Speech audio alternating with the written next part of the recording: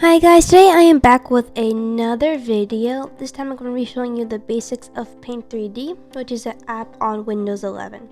So as you can see, I'm in the welcome screen. You can make a new project or open another one. I'm just going to click off of that.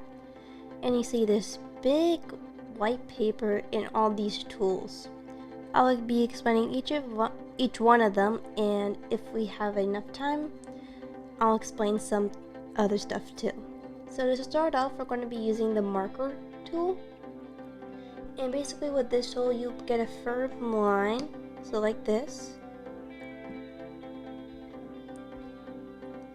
And you can do lots of things with it.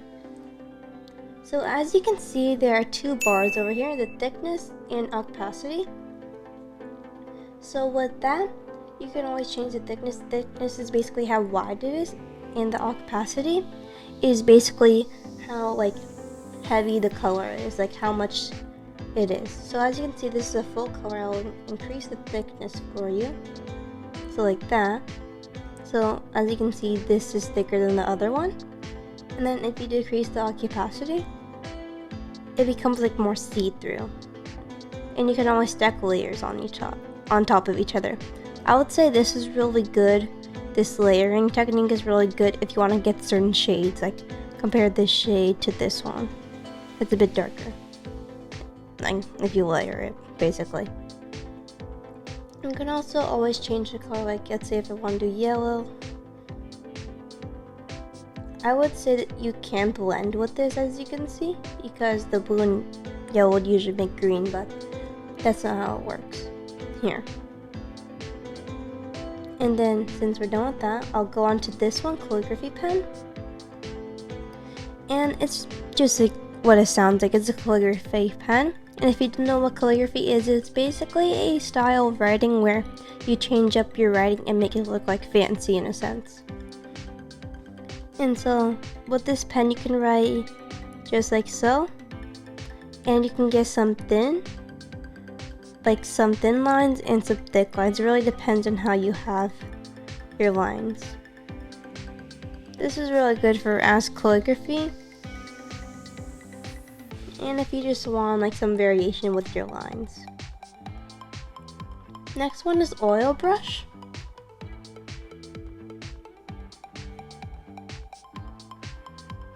Yeah, so with this one you can also change the opacity here.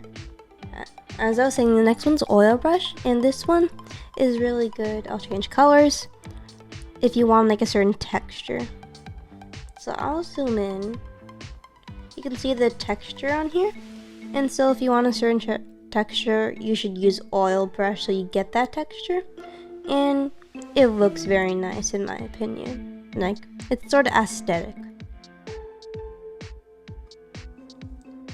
Next one is watercolor. And with this one, it's sort of like spray paint, which is another tool. But you can get different variants. I'd say this one is also very good if you want different shades. Like this one shade over here is lighter than the other one. Like that. Next one I'm going to show you is eraser, and this is just what it is. It just erases. So as you can see, it's just erasing everything. And you can always change the thickness of that so you can erase more. I'll just erase this entire thing since we don't need it.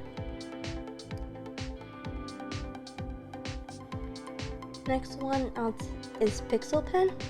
I would say this is really good for if you want like individual lines or like very straight lines. So if we zoom in here, you can actually see the individual pixels. Like that.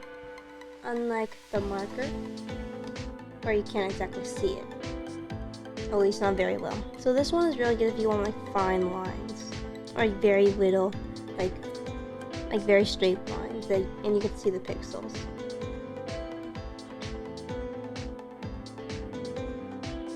The next one is pencil. I don't use this tool very often, and it's basically like color pencils, but it's just like a normal pencil. You also get a certain texture with this.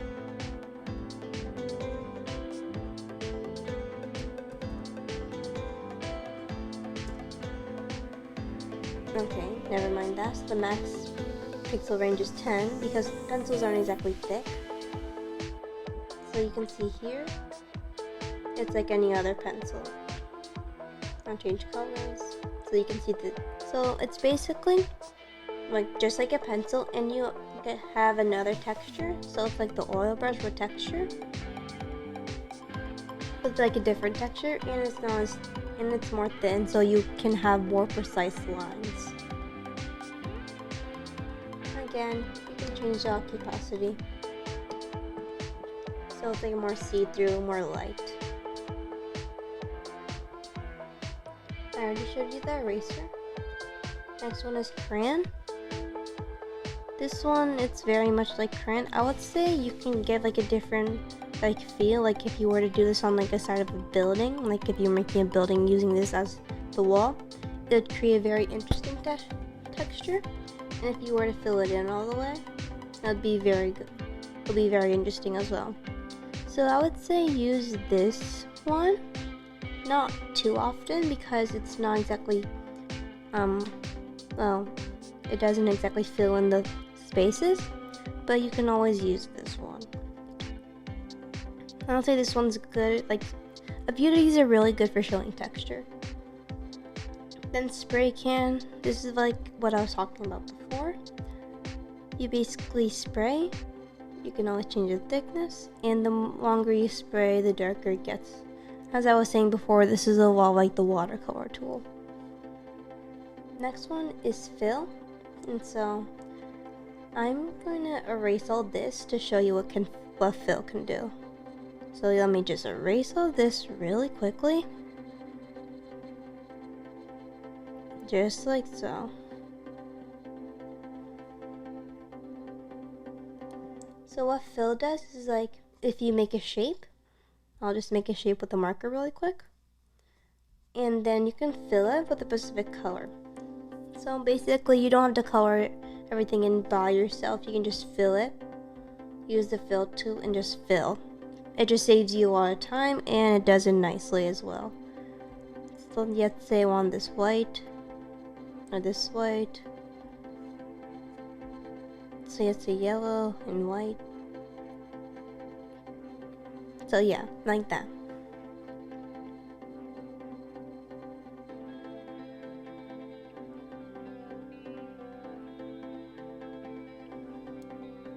Alright, so now, since we have time, I'm going to show you the 2D shapes.